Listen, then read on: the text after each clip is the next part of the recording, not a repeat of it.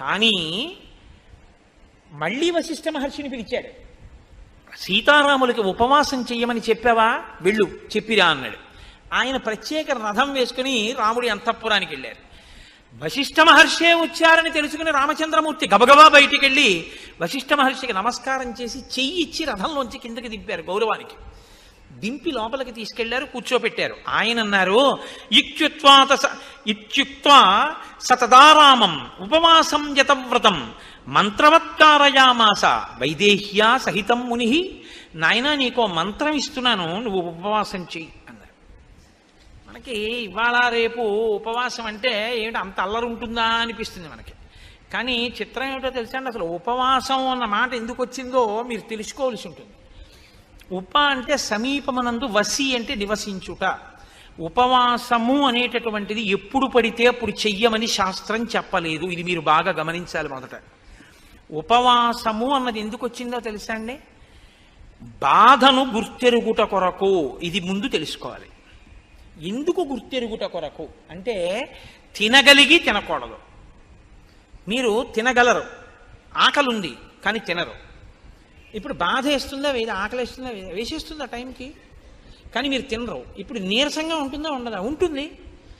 జాగరణ ఎందుకు చేయాలి, నిద్ర వస్తుంది కానీ పడుకోరు. ఎందుకు పడుకోరు, ఇంట్లో అన్నీ ఉన్నాయి, చక్కగా పడకుంది అన్నీ ఉన్నాయి, కానీ పడుకోరు. పడుకోకపోతే ఉండే బాధ ఏమిటో అనుభవిస్తారు, అన్నం తినకపోతే ఉండే బాధ ఏమిటో అనుభవిస్తారు. ఈ రెండు ఎందుకు అనుభవిస్తారు ఉపవాసంలో అని చెప్పారో తెలుసా అండి. శరీరంలోంచి జీవుడు నిష్క్రమిస్తాడు, ఏదో ఒకనాడు వెళ్ళిపోవాలి, తప్పదు, ఇందులోంచి వెళ్ళిపోతాడు. వెళ్ళిపోయినప్పుడు బాధతో వెళతాడు తప్ప సంతోషంతో వెళ్ళడు. వెళ్ళిపోయేటప్పుడు చాలా సుఖంగా ఉంటుందని మీరు అనుకోవద్దు, చాలా బాధగానే ఉంటుంది. వినిర్ముక్తం అయ్యేటప్పుడు ఒక్కొక్కసారి 1,00,000 తేళ్లు కుట్టిన బాధ ఉంటుందని చెప్పారు. ఆ వినిర్ముక్తమైనప్పుడు బాధలో ఈశ్వరుడు ఎలా గుర్తొస్తాడు మీకు, ప్రయత్నపూర్వకంగా బాధలో ఈశ్వర స్మరణ మీరు అలవాటు చేసుకోవాలి. కాబట్టి తినగలిగి తినకుండా ఈశ్వర స్మరణ, పడుకోగలిగి పడుకోకుండా ఈశ్వర స్మరణ, అది జాగరణ ఉపవాసం. అది అందుకొచ్చింది. అది మీ ఇష్టం వచ్చినట్టు చేశారనుకోండి, ఈ శరీరాన్ని బాధ పెట్టిన పాపం మీ ఖాతాలో వేస్తారు. మరి ఉపవాసం ఎప్పుడు చెయ్యాలి, మీ ఇష్టం కాదు, శాస్త్రం నిర్ణయం చేసింది ఎప్పుడు చెయ్యాలో. ఒక్క ఏకాదశి నాడు మాత్రమే ఉపవాసం చెయ్యాలి. ఏకాదశి తిథి ఉపవాసం, ద్వాదశి పారణ. సూర్యోదయం అవగానే ఎంత తొందరగా వీలైతే అంత తొందరగా భోజనం చేసేయాలి. యంత్రాలని కూడా ఏం చేస్తామంటే షట్ డౌన్ అని ఆఫ్ చేస్తారు కొన్నాళ్ళు, ఓ 2 రోజులు విశ్రాంతిని ఇస్తారు, ఘర్షణ పుట్టేస్తుందని. మీరు ఈ శరీరంలో కొన్నింటిని ఆపడం మీ తరం కాదు, ఆపకూడదు కూడా. గుండె ఆపుతానంటే 2 రోజులు రెస్ట్ ఇస్తానంటే కుదరదు, ఊపిరితిత్తులు ఆపుతానంటే కుదరదు. కానీ అన్ని అవయవాలకి కావలసినటువంటి రక్తాన్ని తయారు చేయడానికి, తీసుకున్న పదార్థాన్ని జీర్ణం చెయ్యడానికి ఈ వ్యవస్థ నిరంతరం పనిచేస్తుంది. నిరంతరం పనిచేసే ఈ వ్యవస్థకి విశ్రాంతినిస్తే అది మరింత సంతోషంగా పనిచేస్తుంది. ఈ శరీరానికి అన్నం ఇవ్వడం ఆపి భగవద్ కీర్తనామృతంతో దీన్ని నింపుతారు. ఆ ఉపవాసం అన్నాడు. భజనామృతము, భజన చేత అమృతం, స్తోత్రామృతము, స్తోత్రములతో అమృతం, ధ్యానామృతము, ధ్యానము చేత అమృతం. తప్ప ఉపవాసం ఉండి ఆఫీస్కి వచ్చేసానంటే అని వెళ్ళిపోకూడదు. ఉపవాసం కాదు. అది ఏమిటవుతుందో తెలుసా అండి, తినగలిగి తినకుండా ఉండి ఒకనాడు కిందటి జన్మలో ఎవరో నువ్వు అన్నం తింటున్నప్పుడు వచ్చి పెట్టమని అడిగితే నీకు ఉండి కూడా లేదని ఇంట్లో పదార్థాలు దాచి ఆకలితో ఉన్నవాడికి పెట్టకుండా పంపించినటువంటి వాడి బాధ నీ ఖాతాలో పాపంగా పడిపోతే ఆ పాపాన్ని ఇవాళ నువ్వు కూడా ఉండి తినకుండా దరిద్రాన్ని తీర్చేసుకున్నావు, ఆ పాప ఫలితాన్ని. అది ఆఫీస్కి వెళ్ళిపోయి చేసే ఉపవాసం. ఉపవాసం అంటే ఆఫీస్కి వెళ్ళిపోతే ఉపవాసం చెయ్యొద్దు. అందుకే రోజూ చెయ్యండి, శనివారం చేయండి, సోమవారం చేయండి, మంగళవారం చేయండి, శాస్త్రం చెప్పలేదు. ఆమరణ నిరాహార దీక్ష అన్నాడు ఆయన, మహాపాపము. ఈ శరీరాన్ని శోషింపచేసే అధికారం నీకు లేదు అన్నం పెట్టకుండా. దీన్ని అన్నం పెట్టకుండా శోషింపచేస్తే ఈశ్వరుడు వ్యగ్రత పొందుతాడు. నేను ధర్మశాస్త్రం కావాలంటే మీరు బృహదారణ్యకోపనిషత్తు చూడండి. బృహదారణ్యకోపనిషత్తులో ఉపవాసం గురించి మంత్రం ఉంది. మీ ఇష్టం వచ్చినట్టు ఉపవాసం మీరు చేయడానికి వీల్లేదు. కాయ కష్టం చేసుకుని బతికే వాళ్ళని ఉపవాసాలు చేయమని మనం నిర్బంధం చేయకూడదు. వాడికి రెక్కాడితే కానీ డొక్కాడదు. ఉపవాసం ఇంతసేపే శరీరం అనుమతిస్తుంది తప్ప అంతకన్నా అనుమతించదు అనుకుంటే ఆ వ్యవధిలో ఉపవాసం ఉండాలి. ఏదో ఒక ఆయన ఉన్నాడు, ఒక 6 గంటల కన్నా ఆయన తినకుండా ఉండకూడదు. కాబట్టి ఇప్పుడు 6 గంటలు మాత్రమే ఉండి శరీరము పడిపోకుండా నిలబెట్టడానికి వీలైనటువంటి సాత్విక పదార్థంతో శరీరాన్ని నింపాలి. ఎంత తింటే కన్ను పడిపోతుందో, ఆవలింత వస్తుందో అంత తినకుండా, ఎంత తింటే కడుపు నిండిపోయి కన్ను పడిపోకుండా ఉండి శరీరం నిలబడుతుందో, ఈశ్వరారాధనకి యోగ్యతతో ఉంటుందో అంత మాత్రమే పెట్టాలి. అంటే ఒక యాపిల్ పండు తిను, ఒక గ్లాస్ పాలు తాగు, తప్పులేదు. అసలండి నేను ఉపవాసం, నేను స్పృహ తప్పిపోయినా తినను, నా షుగర్ రేటింగ్ పడిపోయి నేను కోమాలోకి వెళ్ళిపోయినా తినను అన్నారనుకోండి, అది ఉపవాసము కాదు. మీరు బాగా గుర్తుపెట్టుకోండి, అది శరీరమును శోషింపచేయుట. అలాగని నేను ఉండలేనండి అని ఎప్పుడూ తినకూడదు. ఎప్పుడో అప్పుడు ఉపవాసం ఉండాలి. 3 గంటలు ఉండగలవా? ఉండు. 4 గంటలు ఉండగలవా? ఉండు. అరగంట ఉంటానండి అని చెప్పి ఇడ్లీ 8ంటికి తినేది 8:30కి తినకూడదు. ఏదో ఒక రోజున నువ్వు ఉండగలిగిన వ్యవధి చూసుకుని ఉపవాసం చెయ్యాలి.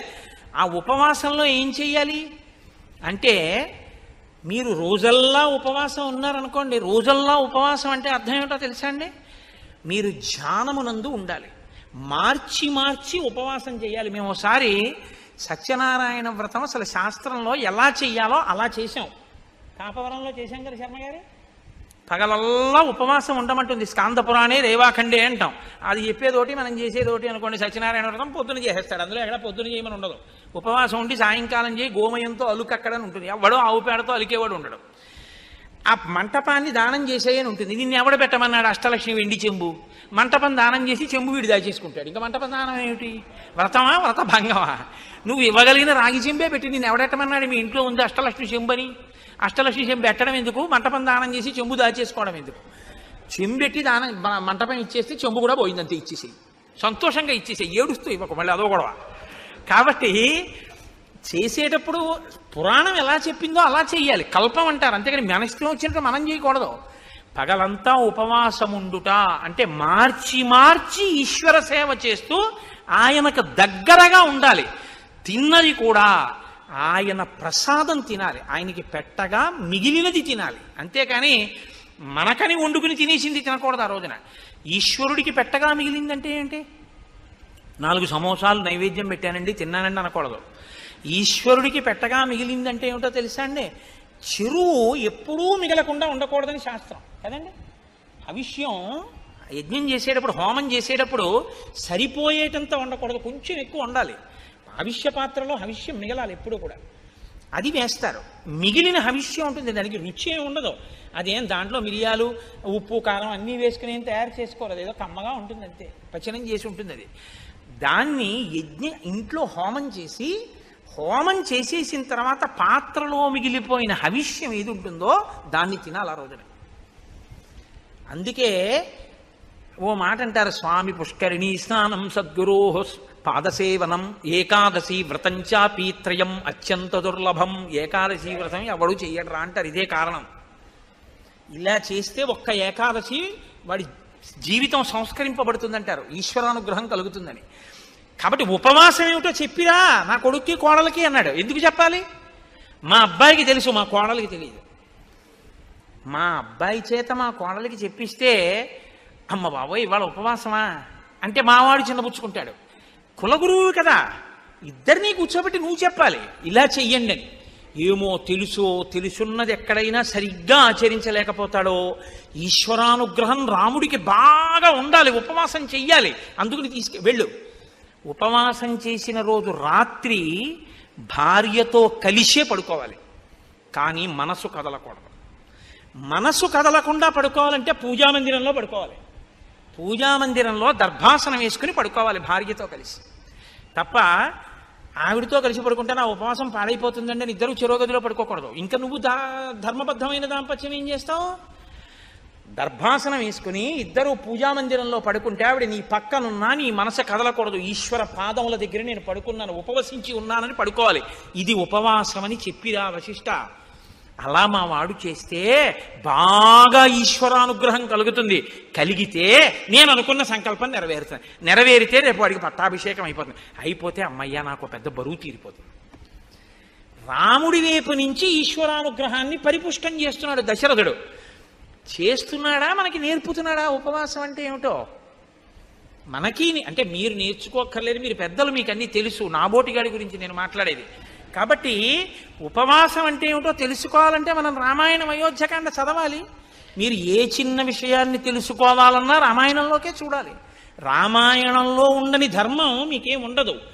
కాబట్టి ఉపవాసం అంటే ఇది అని తెలుసుకుని చేస్తే అది ఉపవాసం. అది తెలుసుకోకుండా చేస్తే ఇంకోలా ఉంటాయి ఆ ఉపవాసాలు. కాబట్టి వెళ్ళవయ్యా, వెళ్ళి అలా చేయించు అన్నారు. ఇప్పుడు రాముడు ఏం చేశాడు అన్నారు అంటే, మహానుభావుడు ఆయన శేషంచ హవిషస్తస్య ప్రాశ్యాశా స్యాత్మన ప్రియం. ఆయన రాత్రి పడుకున్నప్పుడు దర్భాసనం వేసుకుని భార్యతో కలిసి దేవాలయంలో పడుకున్నాడు, విష్ణు భగవానుడి దేవాలయంలో. ఉదయం వేళ స్నానం చేసి గాయత్రి చేసి సంధ్యావందనం చేసుకుని, రాత్రి కదండి చెప్పాడు ఉపవాసం చేయమని. అందుకని ఆ రాత్రి ఉపవాసం చెయ్యాలంటే పదార్థం తినాలి కాబట్టి హోమం చేసి శ్రీమన్నారాయణుడి పేరు మీద యాగం చేసి ఆ యాగానికి వండినటువంటి హవిష్య పాత్రలో మిగిలినటువంటి హవిష్యాన్ని రాముడు తిన్నాడు. రాముడు తిన్నాడు అని చెప్తే సీతమ్మ కూడా తిన్నట్టే. వాళ్ళిద్దరూ ఆ హవిష్యాన్ని తిన్నారు. అర్థం లేని అనుమానాలు చాలా ఎక్కువ. అసలు సిద్ధాంతం తెలుసుకోరు. దీపంలో 2 ఒత్తులు వేయాలా 3 ఒత్తులు వేయాలా, బతికున్నన్నాళ్ళు అది అనుమానం. లేకపోతే ఉపవాసం అంటే యాపిల్ పండు తినచ్చా సమోసా తినచ్చా. నాకు ఆశ్చర్యంగా ఉంటుంది. ఒకసారి వెంకటాచలం వెళితే నేను ప్రసాదాలలో ఉచిత ప్రసాదం ఇచ్చే దగ్గర ఒక ఆవిడ తీసుకుని నాకు ఇచ్చేసింది. ఇచ్చేస్తే నేను అనుకున్నాను, ఏమమ్మా మీరు పులిహార తినరా ఏమన్నాను. అంటే కాదండి నేను ఇవాళ ఉపవాసం అంది. ఆవిడ ఉపవాసం అంట వెంకటేశ్వర స్వామి ప్రసాదమే తిందట. ఏం ఉపవాసం, దేనికి చేస్తున్నట్టు ఆ ఉపవాసం? ఉపవాసం ఈశ్వరానుగ్రహం కోసం. ఈశ్వరానుగ్రహమే ప్రసాదం. ప్రసాదమునకు ఈశ్వరానుగ్రహం ప్రసాద రూపంలో ఇస్తారు మీకు. అది తింటే అదే మీ మనసు అవుతుంది. మనసులో బుద్ధి వస్తుంది, బుద్ధి వలన ఆలోచన వస్తుంది, ఆలోచన వలన ఈశ్వరానుగ్రహంతో కూడిన ఆలోచన వలన మీ ఆపదకి పరిష్కారం దొరుకుతుంది, పరిష్కారం వల్ల మీరు గట్టెక్కుతారు. కాబట్టి ప్రసాదం తినండి అంటారు. ప్రసాదం వదిలేస్తే సత్యనారాయణ స్వామి వారి వ్రతకథలో కూతురు అల్లుడు గారి పడవ మామగారి పడవ మునిగిపోయాయి అంటారు. అంటే ఆ శాడిస్తే సత్యనారాయణ స్వామి ప్రసాదం తినవాడు ఎవడు పడవలు ముంచేద్దామని చూస్తాడనే దాని అర్థం. అంటే ఈశ్వరానుగ్రహాన్ని వదిలేసుకుంది కాబట్టి పడవ మునిగిపోయింది, పుచ్చుకుంది కాబట్టి లేచింది. ప్రసాదం అనగా ఈశ్వరానుగ్రహము, అది తెలుసుకో. కాబట్టి ఇప్పుడు ప్రసాదము అంటే నిబద్ధత, ఈశ్వరానుగ్రహం తినాలి. కాబట్టి హోమం చేసిన తర్వాత మిగిలిన హవిష్యాన్ని, ఉపవాసం అంటే ఇంత వండుకు తినకూడదు, ఇంత వండి మిగిలినటువంటి ఇంత చెరో కబలం పుచ్చుకున్నారు. పుచ్చుకుని ఏం చేశారు? చక్కగా భూత్వానియతమానస శ్రీమత్యాయతనే విష్ణోహో శిష్యే నరవరాత్మజ. శ్రీ మహావిష్ణువు యొక్క దేవాలయంలో స్వామి పాదాల దగ్గర దర్భాసనం వేసుకుని సీతారాములిద్దరూ పడుకున్నారు ఆ రాత్రి. మరునాడు ఉదయం ఒక జాము ఉందనగానే లేచాడు, స్నానం చేశాడు, సంధ్యావందనం చేసుకున్నాడు, మనసు నిలబెట్టాడు, గాయత్రీ జపం చేశాడు. ఇంకా ఆ రాత్రి పూర్తయింది. పట్టాభిషేకం కోసం నాన్నగారి దగ్గరికి అంతఃపురానికి వెడతాడు. ఇది సీతారాములకు గడిచిన రాత్రి. అదే రాత్రి పౌరులకు ఎలా గడిచింది? వశిష్ఠ మహర్షి రాత్రి ఉపవాసం గురించి చెప్పి వెళ్ళిపోతున్నారట. రోడ్లు వచ్చేటప్పుడు విశాలంగా ఉన్నాయి, వెళ్ళేటప్పుడు ఇరుగ్గా ఉన్నాయి అన్నారు. ఎందుకని? ఇళ్లల్లో వాళ్ళందరూ వీధిలోకి వచ్చారు. ఎందుకు వచ్చారు? ఒరే మీరు విన్నారా, పట్టాభిషేకం ప్రకటించేశారట, రామచంద్రమూర్తికి పట్టాభిషేకంట, తెల్లవారితే పట్టాభిషేకంట. అందరూ బయటకు వచ్చేశారు, ముగ్గులు పెట్టేశారు, దీపవృక్షాలు పెట్టేశారు. రేపు అంతా అవుతుందో ఏమిటో, బాగా కనపడాలి కదా, దీపాలతో వృక్షాలు పెట్టేశారు, ఇంటింటా పతాకాలు ఎత్తేశారు, ముగ్గులు వేసేశారు, పండగలు చేసేశారు. రాత్రికి రాత్రి నటులందరూ నాటకాలు వేసేశారు, గాయకులు పాటలు పాడేశారు, నృత్యం చేసేవాళ్ళు నృత్యం చేసేస్తున్నారు, పిల్లలు కేరింతలు కొట్టేస్తున్నారు. నలుగురు కలిస్తే రామో రామో రామ, ఏమి రాముడు ఏమి రాముడు, రాముడికి పట్టాభిషేకం, రేపే యమరాజ్య పట్టాభిషేకం, రామచంద్రమూర్తికి పట్టాభిషేకం అవుతుంది. భద్రగజం మీద ఇదిగో తెల్లగొడుగు మీద ఇలాగే పెడతాడు, మనందరం పెడతాం. ఆహా ఏమి భాగ్యం ఏమి భాగ్యం. ఎక్కడ చూసిన జనం. దాని మధ్యలో నదిని మధ్యలోంచి చీల్చినట్టు వశిష్ఠుడి రథం జనం మధ్యలోంచి వెళ్తే అటు ఇటు తప్పుకున్నారట. అంటే అకస్మాత్తుగా విన్నా రేపే కళ్యాణం అంటే పరమ ప్రీతితో మీ అందరూ ఇవాళ వచ్చేసినట్టు. రేపే పట్టాభిషేకం అంటే ఇంట్లో ఉన్న వాళ్ళందరూ వీధుల్లోకి వచ్చి ఎవరూ చెప్పకుండా పతాకాలు ఎగరేసేశారు, ముగ్గులు ఎట్టేశారు, దీపవృక్షాలు పెట్టేశారు, అందరూ పాడేసుకున్నారు, ఆడేసుకున్నారు, సంతోషపడిపోయారు. రేపు బాగా చీకటి పడిపోతుందేమో దీపస్తంభాలు పెట్టేశారు. ఇంత ఆనందపడిపోతున్నారంటే రాముడి పట్ల ప్రజలకి ఉన్న సంతోషం ఎంత గొప్పది. ఇలా ప్రజలకి తెల్లవారింది, ప్రజలకు అలా తెల్లవారింది, రాముడికి సీతమ్మకి అలా తెల్లవారింది, వశిష్ఠుడికి అలా తెల్లవారింది, దశరథుడికి ఎలా తెల్లవారింది. ఇవాళ ఎందుకులేండి, బొగ్గన చొక్క పెట్టుకుని సీతారాములు సంతోషంగా ఉన్నారు కళ్యాణరాముడై, ఇక్కడ వరకే విందాం. కాబట్టి ఏమవుతుందో ఆయనకే ఉండదు, ఆయన ధర్మాత్ముడు, ఇప్పుడే చెప్పినా ఆయన ఏమనుకోడు, ఆయనకి అన్నీ తెలుసు.